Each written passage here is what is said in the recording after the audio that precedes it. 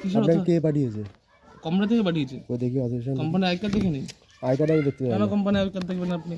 Authorisation company I card দেখুন আপনি। Authorisation কি? আপনি অ্যাপে পেমেন্ট করুন। অথরাইজেশন দেখান। আপনি যদি পাঠিয়েছে অথরাইজেশন দেখান। কোনো ক্রাইম করেছেন, কিছু করেছেন? অথরাইজেশন দেখাবেন তো। কিসের অথরাইজ দেখাবো? আপনি যদি পাঠিয়েছে অথরাইজেশন। जय हिंद, जय भारत। एक बार फिर से स्वागत है आप सभी लोगों का आपके अपने चैनल पर। और आज के इस वीडियो में आपने स्टार्टिंग में देखा होगा, बात करने वाले हैं किश्त ऐप के बारे में। और साथ साथ में आपको पता होना चाहिए कि किश्त ऐप और रिंग ऐप्स दोनों ही एक ही एप्लीकेशन है, अलग अलग नाम से है, जो उनकी पेरेंट कंपनी है SI क्रेवा कैपिटल्स लिमिटेड की तरफ से। जो सामने में आपको रिकवरी एजेंट दिखा होगा, रिकवरी एजेंट के ID कार्ड पर एक तरफ से रिंग मेंशन किया हुआ है, दूसरी तरफ से किश्त मेंशन किया हुआ है।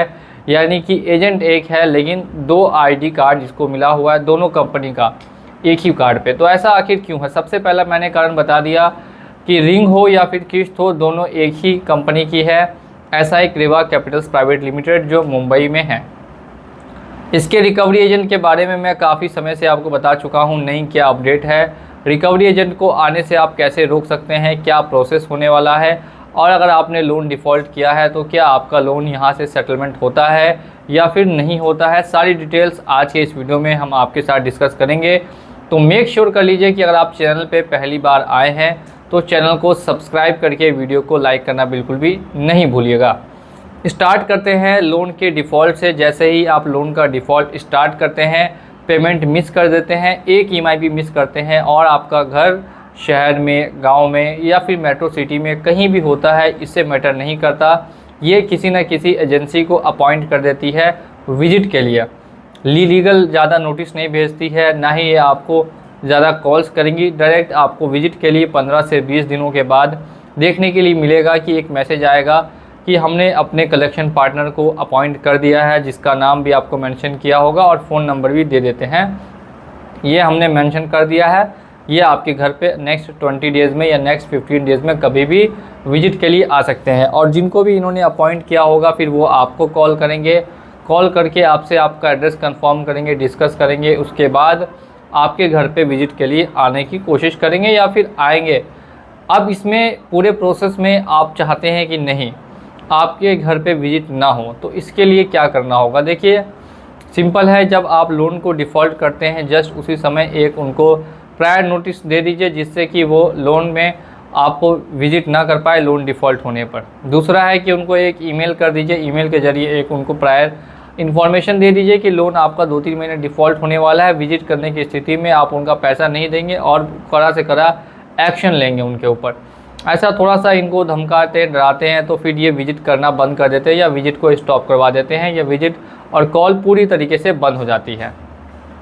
नेक्स्ट है कि अगर ये ऑलरेडी विजिट कर चुके हैं तब हम क्या कर सकते हैं। अगर ऑलरेडी विजिट कर चुके हैं तो ऐसी कंडीशन में जिसने विजिट किया है उसका नंबर और उसका नाम या फिर उसकी ID कार्ड का फ़ोटो लेकर आप कंप्लेन कर सकते हैं कंपनी में कि जो विजिट हुई थी वो बहुत गलत बिहेवियर के साथ हुई थी और बहुत अनऑथराइज तरीके से हुई थी। तो ऐसे में भी क्या होगा, जो भी एजेंट होगा उसकी भी जॉब चली जाएगी और साथ साथ में आपके घर पे दोबारा विजिट नहीं होगी और ना ही कॉल्स आएंगे। तो आपका रिंग और किश्त दोनों में से किसी भी एप्लीकेशन से लोन है तो ये कंफर्म है कि अगर आप उनको इंटीमेशन नहीं देते हैं तो आपके घर पे विजिट होने के चांसेस 99% रहेंगे ही रहेंगे। और रोकने का भी मैंने दो तरीका आपको बता दिया है।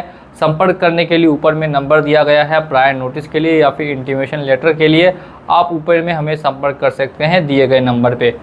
अब नेक्स्ट स्टेप की तरफ हम लोग बढ़ते हैं। ये दो चीज़ें कंप्लीट होने के बाद थर्ड यहाँ पे सबसे मेन चीज़ है वो आता है लोन का सेटलमेंट। क्योंकि काफ़ी समय से लोगों का लोन डिफ़ॉल्ट चल रहा है रिंग एप्लीकेशन में और साथ साथ में किश्त एप्लीकेशन में। सेटलमेंट की जब बारी आती है तो ये अपने कदम पीछे खींच लेते हैं, सेटलमेंट नहीं कर रहे हैं, सिर्फ़ और सिर्फ आपको वेवर देते हैं। जो आपका प्रिंसिपल अमाउंट है वो बोलते हैं कि नहीं प्रिंसिपल अमाउंट आपको कम से कम जमा कराना पड़ेगा, इससे कम में नहीं हो पाएगा क्लोज़। सेटलमेंट का फ़िलहाल ऑप्शन देखने के लिए नहीं मिल रहा है, इन फ्यूचर में अपडेट हो सकता है क्योंकि सारी NBFC कंपनी सेटलमेंट का ऑप्शन देती है। जो भी पर्सनल लोन दे इसमें सेटलमेंट अगर आपको कराना है तो इसके लिए आपको डायरेक्ट इनके जो भी लेंडिंग पार्टनर्स हैं उनसे आप बातचीत करनी पड़ेगी, उनसे कांटेक्ट, उनसे संपर्क करना पड़ेगा और फिर आप सेटलमेंट इसका भी करा सकते हैं। तो इसका प्रोसेस बहुत लंबा चलता है, लेंडिंग पार्टनर को पकड़ना पड़ता है, उसके ईमेल आईडी पे ईमेल करना पड़ता है और जब वहाँ से रिस्पांस आएगा उनके कस्टमर केयर से आपको कनेक्ट करके फिर आपको सेटलमेंट कराना पड़ेगा। तो प्रोसेस थोड़ा सा इसमें जटिल होता है किश्त एप्लीकेशन का और रिंग एप्लीकेशन का। डायरेक्ट अगर आप उनके एजेंट से बात करेंगे तो वो आपको 10 साल में भी सेटलमेंट का ऑफ़र नहीं दे रहे हैं। जितना भी लोगों का डिफ़ॉल्ट है 3 साल 5 साल से, किसी को अभी तक सेटलमेंट का ऑफ़र नहीं दिया गया। इन फ्यूचर में ये अपडेट हो सकता है कि ये खुद से भी सेटलमेंट का ऑफ़र दे। अदरवाइज़ अगर आपको कराना है तो आप इनके पेरेंट कंपनी से बात कर सकते हैं, SI क्रिवा कैपिटल्स लिमिटेड से, या फिर जो अभी आपका लेंडिंग पार्टनर आपके सिविल में शो कर रहा है उसको डायरेक्ट आप ईमेल करा सकते हैं।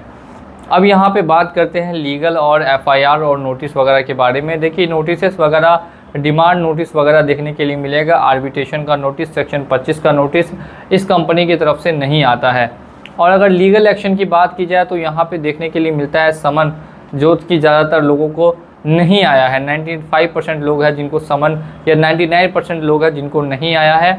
और 1% में कुछ लोगों के लिए देखने के लिए मिलता है कि अमाउंट अगर ज़्यादा बड़ा है तो 2 साल 2.5 साल कंप्लीट होने के बाद ये समन भी भेज देते हैं। लेकिन काफ़ी लंबा समय लगता है, 2 साल 2.5 साल या पौने 2 साल तक भी लग सकता है। उसके बाद ही ये आपको समन भेजते हैं और समन में फिर आपको सेक्शन 316, 318 लगा देंगे, जिसमें आप आसानी से छूट भी सकते हैं।